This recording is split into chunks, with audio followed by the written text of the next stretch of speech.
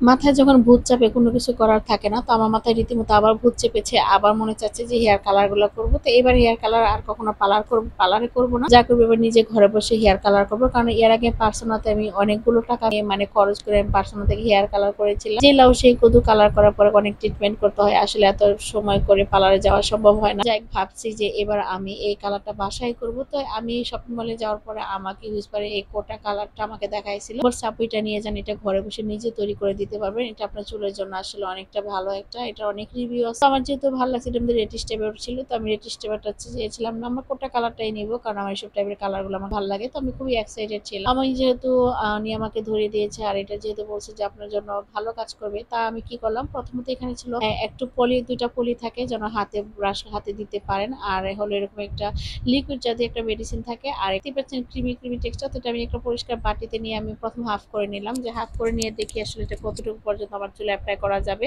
শুধু শুধু আমার চুল কিন্তু এমনি এমনি কিন্তু লম্বা, কিন্তু চুল কিন্তু অল্প হয়ে গেছে। এখন এখানে আমি কালারটা অর্ধেক পরিমাণ নিয়ে ভালো করে মানে হাত দিয়ে ব্লেন্ড করে করতেছি, দেখতেই পাচ্ছ ব্রাশ দিয়ে। তো আমার কাছে কিন্তু ব্রাশটা ছিল না, যার জন্য আমি এখানে একটা ব্রাশ নিয়েছি। তো আমি এই ব্রাশটা দিয়েছি, কি করলাম, প্রথমে কি করব, এরকমটা মাঝখানে একটা সিথি করে ফেললাম। সিথি করে জাস্ট এটাকে আমি আমার হেয়ারে অ্যাপ্লাই করে ফেলবো। হ্যাঁ, কখনো কিন্তু গোড়ায় অ্যাপ্লাই করবা না, গোড়ায় যদি অ্যাপ্লাই করো তাহলে তোমাদের হেয়ার ফল হতে পারে। আমি কিন্তু গোড়ায় অ্যাপ্লাই করিনি, আমি কিন্তু চেষ্টা করতেছি ব্রাশ দিয়ে তৈরি করে মানে লাগানোর জন্য, কারণ আমার কিছু কিন্তু কেউ ছিল না, যার জন্য নিজেরটা নিজে একা একা করতেছি। মানে 1 ইঞ্চি হাত দূর থেকে কিন্তু আমি চুলে এখানে অ্যাপ্লাই করে নিচ্ছি, দেখতেই পাচ্ছ। জানি না ফাইনাল রেজাল্ট আমার কেমন হয়। আমি কিন্তু খুবই এক্সাইটেড ছিলাম, আর হেয়ার কালার বলতে মেকআপ করতে আমার খুবই ভালো লাগে, মানে এই সব জিনিসগুলোতে আমি খুবই এক্সাইটেড থাকি।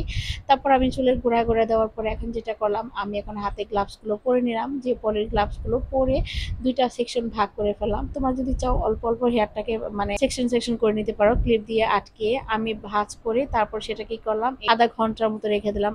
মানে দুই পাশে আমি অ্যাপ্লাই করে আধা ঘন্টার মতো রাখার পর দেখি চুলটা অনেকটা গরম হয়ে গেছে। পর তাড়াতাড়ি আমি গিয়েছি চুলটাকে ধুতে, ক্লিন করার পর আমি শ্যাম্পু করেছি। তারপর আমি একটা হেয়ার মাস্ক দিয়েছিলাম, এটা ছিল পেন্সিল একটা হেয়ার মাস্ক। আমি সেই হেয়ার মাস্কটা সবসময় অ্যাপ্লাই করি। তো হেয়ার মাস্কটা দেওয়ার পরে আমরা ফাইনাল রেজাল্ট তোমরা নিজেরাই দেখতে পাচ্ছ, আমার হেয়ার কালারটা কত সুন্দর কালার হয়ে গেছে। আমার কিন্তু সত্যি আমার কাছে খুব ভালো লাগে। এখানে আরেকটা কথা ছিল, আমি কিন্তু অর্ধেকটা ক্রিম রেখে দিয়েছিলাম, তারপরে দেখি আমার চুলের কালারটা তেমন ভাবে আসে নাই। সেই অর্ধেকটা ক্রিমটাকে আবার আমি ভালো করে চুলে অ্যাপ্লাই করেছি, তারপর সেকেন্ড বার কিন্তু আমার এত সুন্দর কালার। আর আমার থেকে যদি চুল তোমাদের বড় থাকে, তাহলে তোমরা কিন্তু এখানে 1.5টা বা 2টা মানে 1.5টার মতো লাগবে তোমাদের হেয়ার কালার প্যাকেট। আর আমার মতো চুল যদি থাকে তাহলে তোমাদের একটাতেই হয়ে যাবে। কিন্তু হ্যাঁ, মানে একবার দিলে কখনো কালারটা ওইরকম ভাবে আসে না, দ্বিতীয়বার তোমাদের কালারটা অ্যাপ্লাই করতে হবে। তো দ্বিতীয়বার কালারটা অ্যাপ্লাই করার পরে কিন্তু আমার চুলটা কালার হয়েছে। আর কালার করার পর কিন্তু অবশ্যই তোমরা সাপ্তাহিক প্যাক লাগাতে পারো। আমি কিন্তু এখানে একটা প্যাক লাগিয়েছি, আর হলো আমি ফেন্সির একটা মাস্ক ব্যবহার করি, সেটা কিন্তু চুলের জন্য অনেক অনেক